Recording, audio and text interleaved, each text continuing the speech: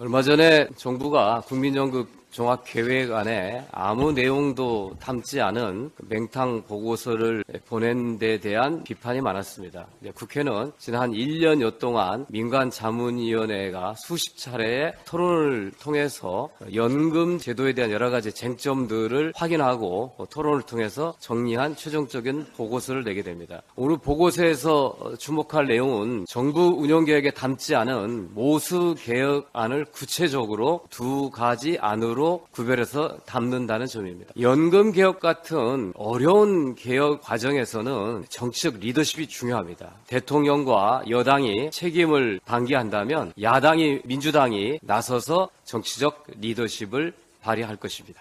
일명 횡재세로 불리는 금융소비자보호 법안을 발의했습니다.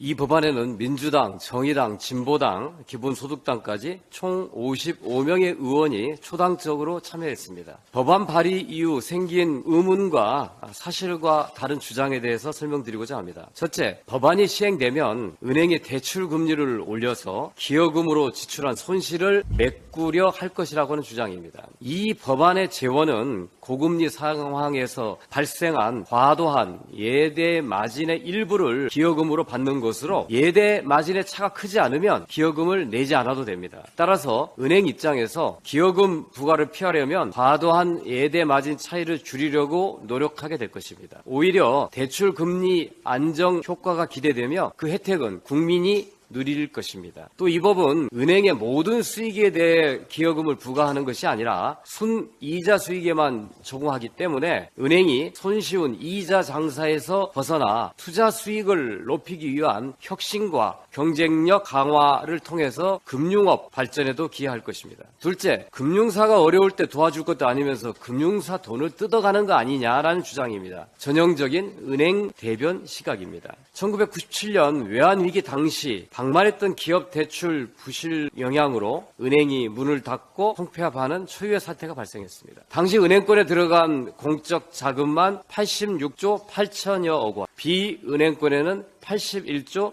7천여억 원이 들어갔습니다. 국가 부도 위기 속에서 국민의 세금으로 금융을 지킨 것입니다. 국민들의 희생으로 회생해서 성장한 금융사가 한국은행이 기준 금리를 올린 외부 요인으로 얻은 초과 이익을 고금리로 고통스러운 국민들한테 쓰는 것이 무슨 돈을 뜯는 것입니까? 셋째, 2023년 기여금 추정액 1조 9천억 원이 과도하다는 의견입니다. 올해 2월 은행연합회는 앞으로 3년 동안 10조 이상의 은행 사회공헌 프로젝트를 추진하겠다고 발표했습니다.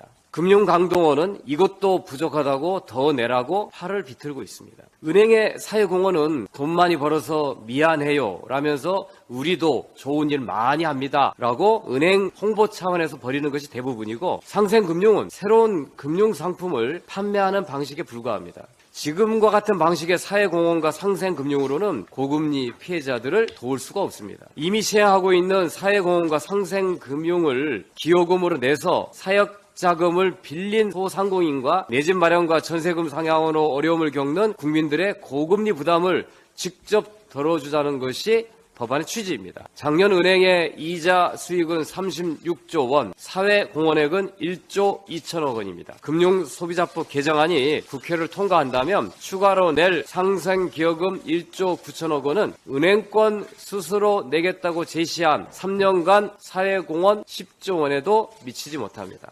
넷째, 금융사에 돈을 걷는 것이 시장 경제를 교란하거나 공산주의에서나 하는 것이라고 하는 이념 공세입니다. 미국, 영국, 캐나다, 프랑스, 유럽연합, 특정한 산업의 초과 이익에 대해 횡재세를 도입한 나라들입니다. 이 나라들이 시장 경제를 교란시키거나 공산주의 국가인가요? 투입한 자본과 노동 기술에 비해서 상식적이지 않은 이익이 발생한 곳에 재원을 마련해서 피해를 당하거나 고통받는 국민들에게 쓰는 것은 국가의 의무이자 정치의 역할입니다. 이 법안에 정부 여당이 반대할 이유도 명분도 없습니다. 윤석열 대통령이 공언한 상생금융을 제도화하는 최적의 법안이기 때문입니다. 현재 금감원이 주도하는 상생금융은 윤석열 대통령의 금융은 공공재라는 발언에서 시작됐습니다. 그러나 권력이 나서서 기업의 팔을 비틀면 다시 관치가 부활하는 것이고 정경유착의 어두운 과거로 되돌아가는 것입니다. 우리가 발의한 법안은 윤석열 대통령이 강조한 금융의 공공성 실현을 위해 상생기여금의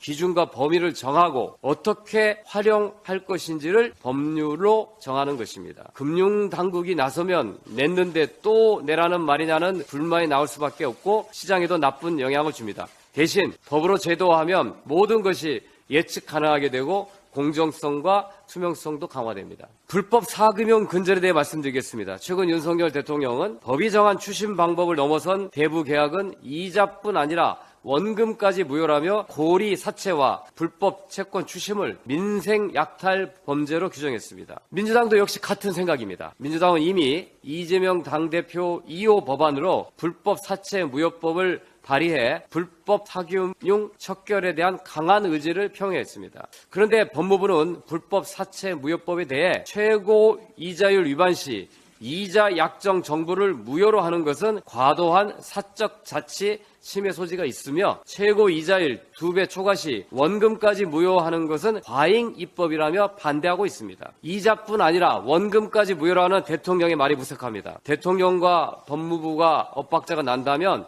어떻게 국민들이 정부를 믿겠습니까? 대통령이 나서서 법무부를 꾸짖던지 법무부가 대통령의 입을 막아야 할 것입니다. 민주당은 윤석열 정부의 의사정원 확대 정책에 대해 환영했습니다. 국민을 위한 정책에 여야가 따로 없기 때문입니다. 이제는 정부 여당이 민주당이 주장하면 무조건 반대하는 습성을 버려야 합니다. 상생금융과 불법 사금융 척결 역시 대통령과 민주당이 뜻이 다르지 않다면 국민의힘은 입법에 협조해야 되고 정부는 엄격한 법 집행에 나서야 할 것입니다. 두 법안에 대한 정부 여당의 적극적인 호응을 촉구합니다.